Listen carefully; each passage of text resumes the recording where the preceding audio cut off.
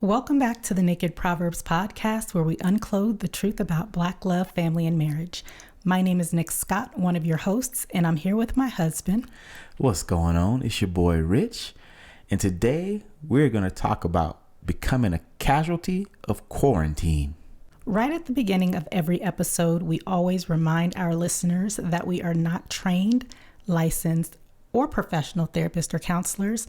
We have been married a long time, and we use Naked Proverbs as our platform to share our advice, our opinions, our stories, and our experience. If you haven't already, make sure that you're following the Naked Proverbs on whatever podcasting platform you listen on. And if you like what you hear, make sure that you stop to give us a 5-star rating on iTunes or wherever you are listening right now. So, we love to start each episode by saying thank you to our listeners. And in a time like this, I know that you could be doing anything with your time. So if you're choosing to tune in, we truly appreciate it. What has been going on? I mean, it's been a week since we saw y'all, since we talked to y'all, since y'all tuned in. What's been going on? A whole lot around here. Yeah. It's been a crazy week. The weather was beautiful. Can we just start off with all the great things about the week? Okay, let's start with the great things. The weather was beautiful, and Yes. I was able to spend a lot of time outside on the patio, soaking in some of that good vitamin D, making sure that I'm getting some fresh air. That's true. What else was great? The kids were nice. The kids were nice. There were no fights, there no was arguments. no arguing, no fussing and acting teenage. Nope. So the kids were in a great space. That's always a positive. We had plenty of toilet paper. We haven't run out of toilet paper, y'all. No, we haven't. I mean, it was a good week. I mean, were there some We had some hiccups. speed bumps, some hiccups? We had some hiccups. But I don't think that, they were horrible. No, I would say outside of the weather, because everybody knows around here how much I like to be outside and outdoors. So aside from the weather, another really great highlight of our week was our guest segment on Mama Didn't Tell Me This podcast. Oh, yeah. I love that. It was so much fun. That was so much fun. There was so much knowledge, and it was just a really great experience. Definitely. It was a great experience. And if you did not get a chance to tune in live, because it was a live podcast, the link is on our Facebook page. So you might have to scroll down just a little bit to find it. But, like any week, everything wasn't as great as it could be. So we started off the week with a little bit of car accident happening. Yeah. So y'all who have little kids, toddlers and elementary age and middle school, let me tell y'all something. Teaching your kids how to drive sucks. Oh, it's hard. It sucks. And for me, my experience as a child, I didn't get my license until I was an adult. So I didn't even know what this life was like. And our kids at this point, both of them have been in substantial accidents where we've had to pay deductibles. And one of them happened on Monday. It's always their fault. And I think that they have torn up their car at least 3 times now. At least. Yeah. They haven't just torn up their car 3 times. They've had to have actual filings with the insurance company 3 times. 4. 3. It's 3. Yeah, it is. Believe me, I know. It's 3. Yeah. The best advice that we could give people who are coming Get up. a beater. Yeah. Get a beater. That's exactly what I was going to say. Man, do not let them drive your car. I don't care how old it is. I don't care how much you want a new one. If you get a new one, give them your old one. But I'm telling you, do not let them use your everyday car, because you will find yourself on the bus. That is the best advice that I can give. Like if you have a 14-year-old or a 15-year-old who's getting ready to start learning how to drive, get them their own car. If you can afford it. If you can't, steal them one. Just don't let them drive yours. I'm for real. Don't steal a car, y'all. Or long-term borrow. Don't steal a car, but don't let them drive yours. That's for sure. Get your worst enemy and see if they'll let you borrow their car. For real. Let them train on that one. I mean, not all kids tear up cars. Just ours. Well, you know what? This is what I do believe. Because remember when the neighbor across the street, when their oldest daughter was learning how to drive, that car stayed with duct tape on it. Yeah. Both neighbors. The one at the end of the block and the ones across the street. They used to duct tape their kids' car because they got tired of paying that daggone $500 deductible. But the problem is not the $500 deductible. The problem is when they hit somebody else's car, I'm paying for that through my insurance, which means my insurance rates are going up. Yep. So I'm paying more than a $500 deductible. Matter of fact, my insurance doubled last fall. So anyway, okay, so that was one of the things that happened. Was one thing. What else did we have happen this week? I mean, this was a pretty eventful week. So I went downstairs on, what day was it? What day did I make the margarita tequila situation? That was the day I had to go to work. So was that Tuesday? Might have been Wednesday. So Wednesday I go downstairs to the basement because I was trying to make some margaritas, but it wasn't working out right, so I needed to go get some Sprite. Go downstairs to the basement, and I'm like, it smells awful down here. Like, what is that smell? People who know what natural gas smells like, it was a little cause of concern. But then I'm like, man, no, I'm not the only one who's been up and down these stairs today. Rich has been down here. Our oldest daughter's been down here all day, and no one's complained of it being funky. So I kind of dismissed it. But then when I went to bed that night, my spirit told me that I needed to call the gas company to come check our basement. So she never said anything to me, y'all. Our child is sleeping in the basement, y'all.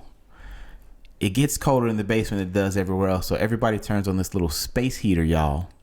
So my bright, shining Apple warrior next to me, never thought, man, the house smells like gas. Let me actually tell somebody so that we don't blow ourselves up and kill ourselves. But anyway, go ahead. So I woke up the next morning and I called the gas company because it was just on my spirit, like, call the gas company.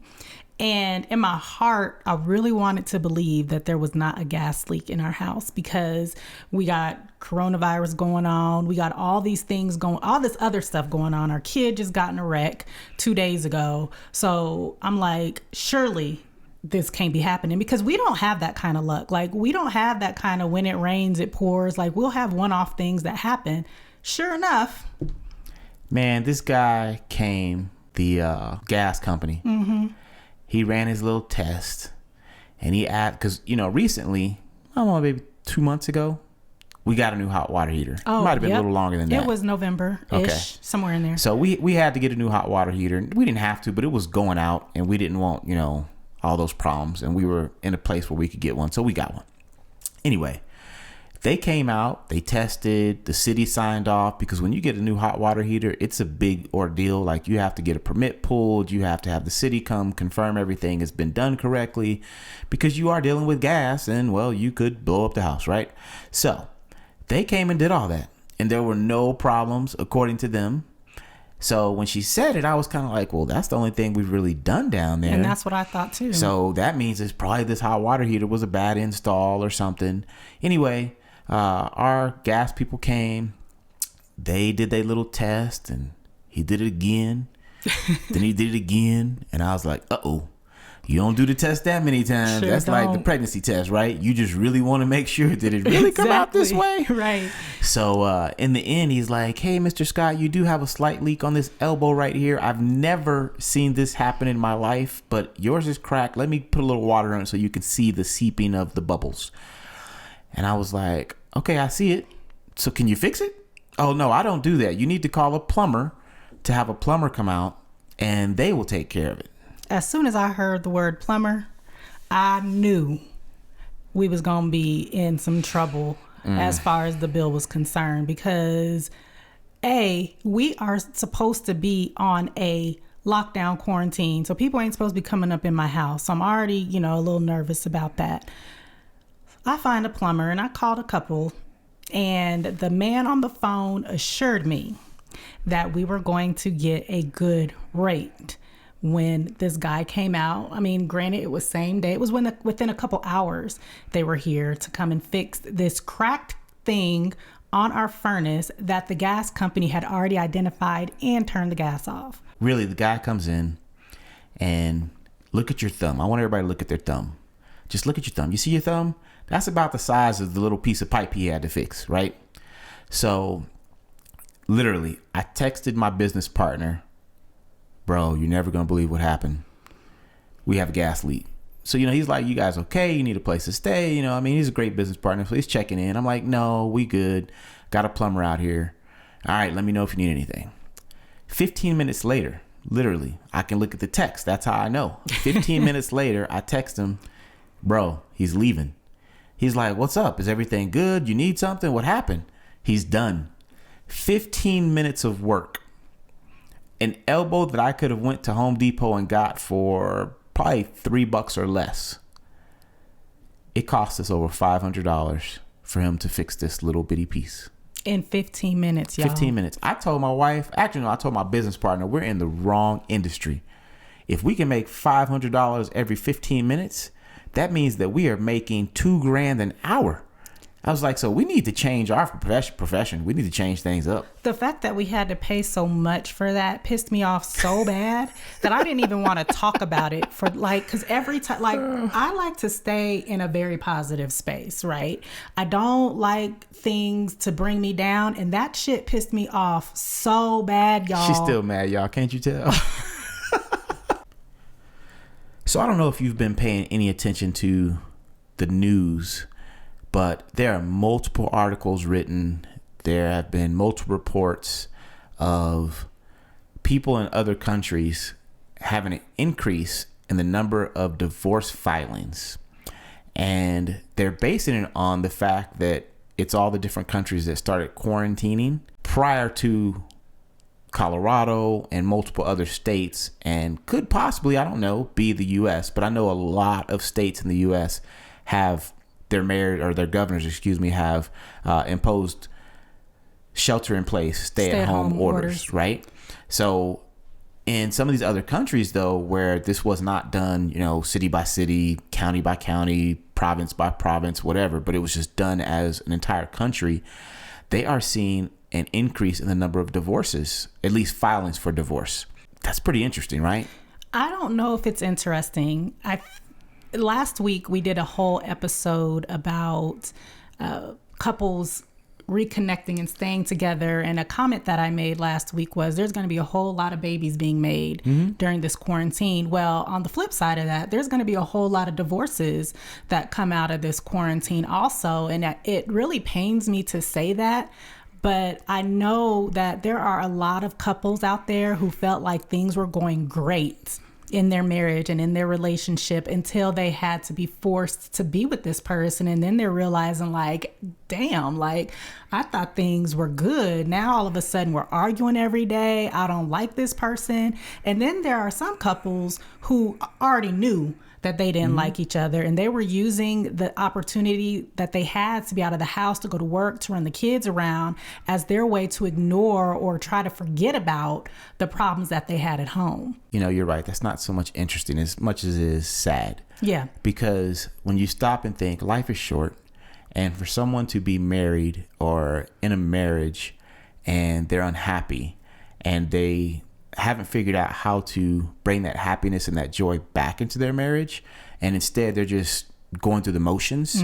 This is definitely a time that is going to highlight that and to really bring it to the forefront. Because if you've been just avoiding your spouse, if you've been one that has easily just been able to get away, and now you're stuck in the house or stuck, on your property or whatever that looks like, but you guys are stuck together, then this could easily cause some people to have some serious friction, which can lead to people realizing that they don't want to be together.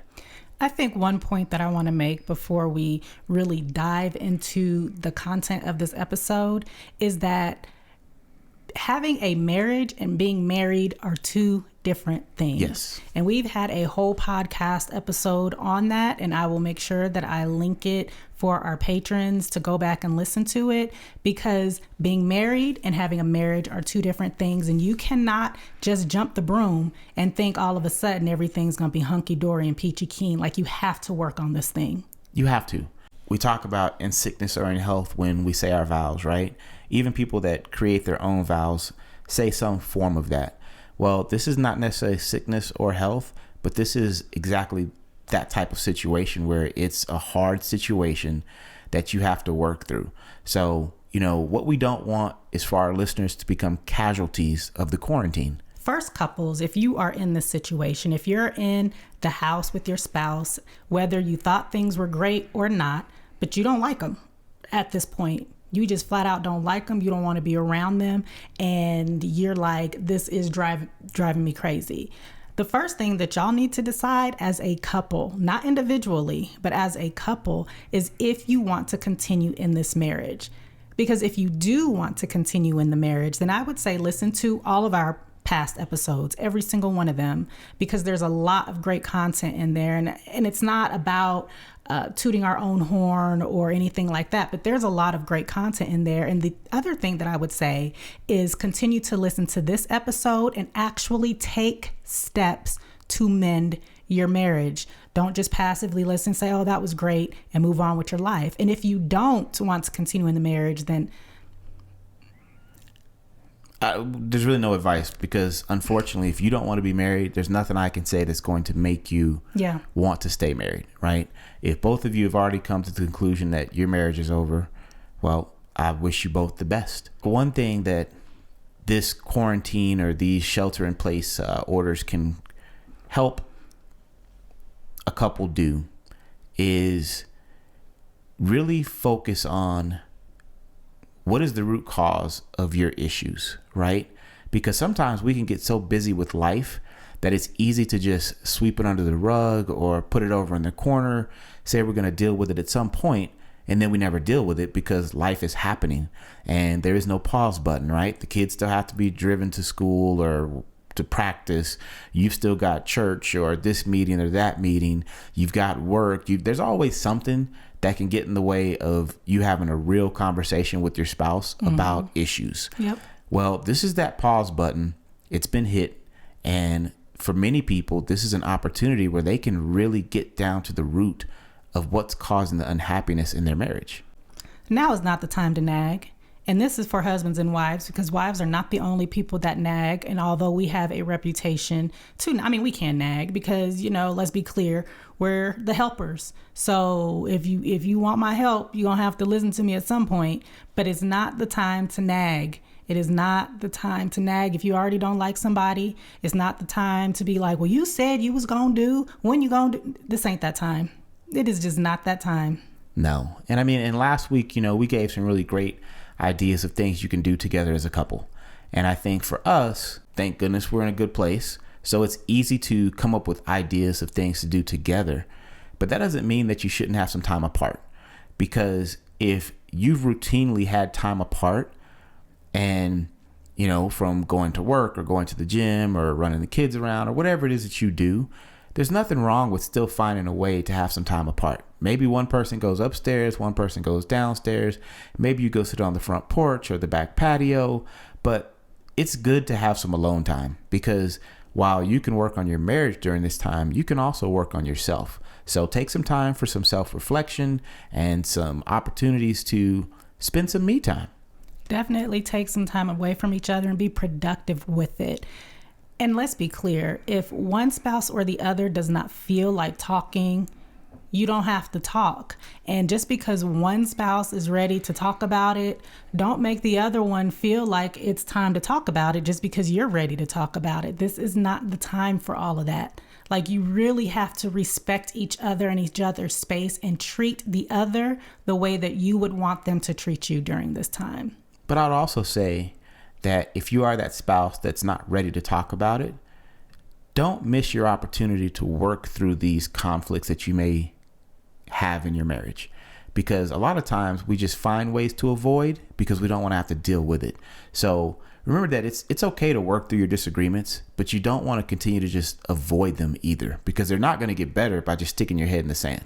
You don't have to stick your head in the sand, but there are so many ways to communicate without talking. Let's talk. I don't feel like talking. Well, guess what? You could use an email. You could write a letter.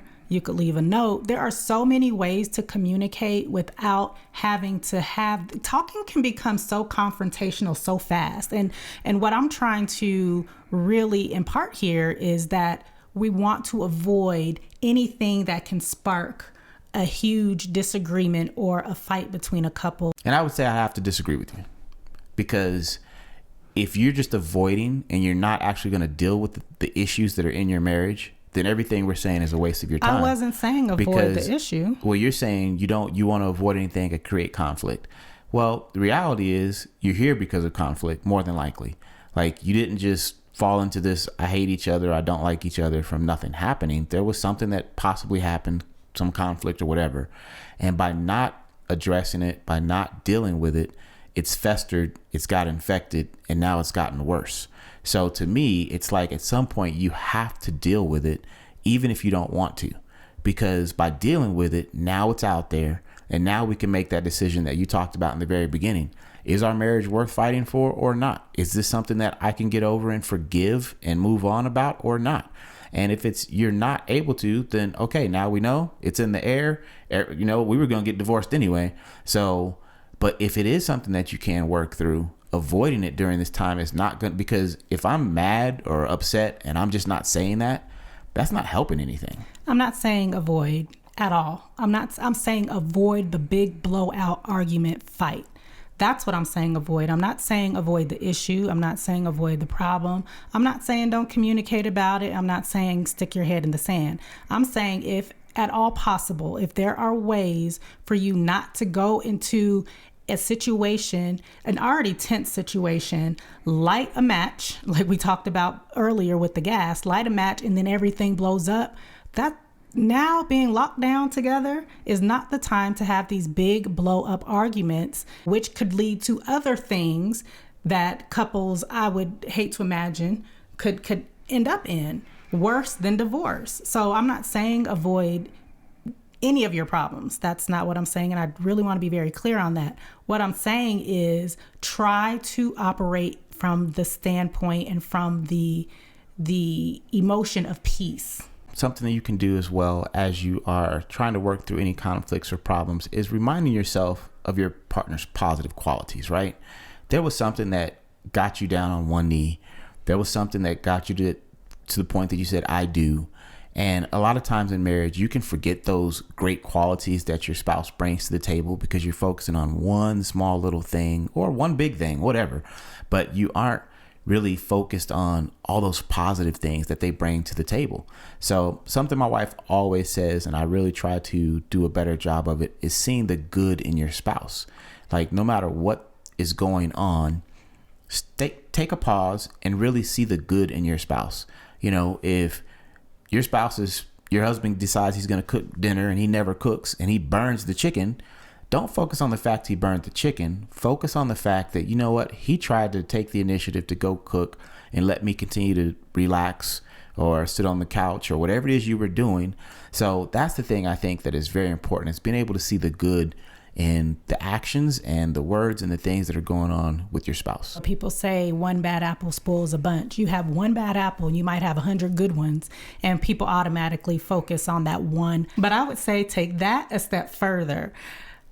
Don't just focus on the good qualities about your spouse. Actually write them down in a journal every single day. Jot down the great qualities about your spouse and why you are thankful for them. If they cooked dinner and burnt the chicken, in your journal, be like, yeah, he cooked dinner and burnt the chicken, but he cooked dinner to relieve me of that responsibility that I had to do today. And why stop there? I think a lot of spouses say a lot of great things about their husband or their wife to other people. Yes. Or they journal it themselves. Yep. But actually say that to your spouse. Like, there's nothing wrong with you actually saying, you know what, sweetheart, I really appreciate the way that you tried to cook dinner today. I know it didn't turn out the way you wanted, but I want you to know I appreciate that. And I see you and I love you for that. Because that can have a huge impact on them. Yep. As well as yourself. So there's nothing wrong with actually journaling. I love that idea, but let's put it out there in the air, right? Let's speak those words. Yep. And if you're not quite ready to speak them, there are other ways to communicate. Yes, she wants to there's other ways to communicate. Definitely. You can text, you can write a note. Again, the point is to just let your spouse know how you feel about it and not just keep it to yourself. One thing that a very wise man just recently told me, and I thought that it was a great advice, was to think about what you want to say twice. So think about it twice before you say it. So instead of going at your spouse in the heat of the moment and always going for the jugular, think about it. Like, is this something that would harm my spouse? And if it is, then you probably shouldn't say it. Or maybe you shouldn't say it the way that you were going to say it. Because again, let's be clear, we don't want to avoid whatever the issues are, but we do want to approach them as gently as possible. And I love that because, recently, I was listening to some Spotify and listening to India Arie, who is one of my favorite artists. And one of her older songs came on. It's called Talk to Her. And the lyrics of this song really spoke to my heart to the point that I had to go apologize to my daughter, that I've really been more focused on how I'm speaking to the women in my household.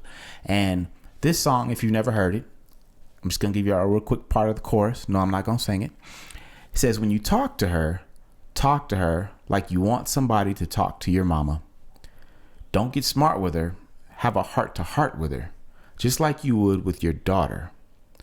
Because everything you do or say, you got to live with it every day. And to me, that's an important part here is when you communicate, because it's important that you are communicating.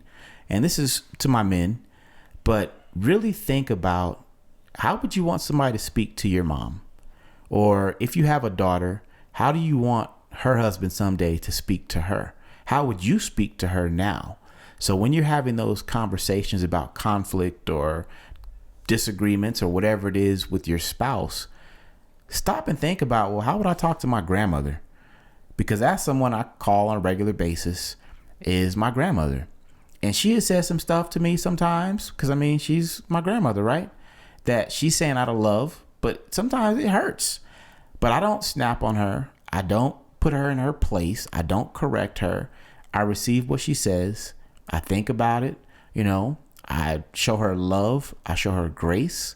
And I think it's important that when you're having these opportunities to communicate with your spouse during these quarantine times, that you remember those things. Focus on yourself. It's easy when your spouse is a pill, because all spouses aren't wonderful all the time. But when your spouse is a pill, and a jagged pill at that, it's easy to say, well, they're the ones, they're the reason, they're the cause of all the problems in this marriage and why I feel this way and why I'm snapping all the time and why I treat them the way that I treat them. Well, I challenge you to focus on yourself, right? Focus on the thoughts that you have about your spouse. We know how powerful thoughts are. So if you're constantly thinking negative things about your spouse, I challenge you to check yourself on that. Watch how you speak to your spouse along the same lines of what my husband just said with the India Arie song. Watch how you're speaking to your spouse. Are you speaking to them out of love? Or are you speaking to them out of anger or ego? Right? We all are familiar with the quote, watch your thoughts, they become your words. Watch your words, they become your actions. Watch your actions, they become your habits. Watch your habits, they become your character. And watch your character because it becomes your destiny.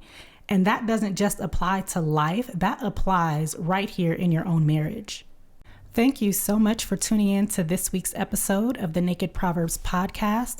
We want you to truly have a happy marriage. We want you to continue to thrive in your marriages and indulge in your spouses on a regular basis.